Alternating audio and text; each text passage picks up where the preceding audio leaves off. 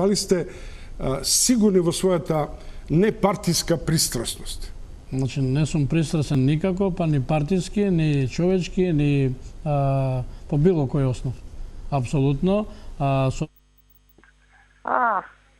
Значи уживаш. Што да ти кажам?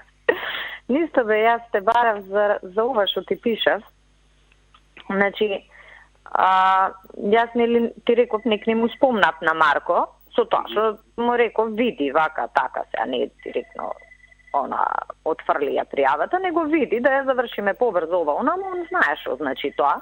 Свајле го побарав, и после ми се јави назад, и ми кажа, пошто беше на судење, знаеш, не може да збори од таму, ми кажа, вика да знаеш, вика тоа што ми даде задача, завршено е, пошто треба и за други работи да се видиме за закон за кривична постапка денови, вика, ќе ти дадам детален извештај да знаеш се е окей со предметот, па чисто да ти кажам. Кога ти дојде кај мене, ќе ми каже точно како го затворил.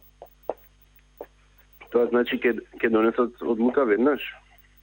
Па, он како што го разбрав, јас ти викам човеков на судење, беше и така, малку и шифре ми збореше, како што го разбрав, он го затворил предметот.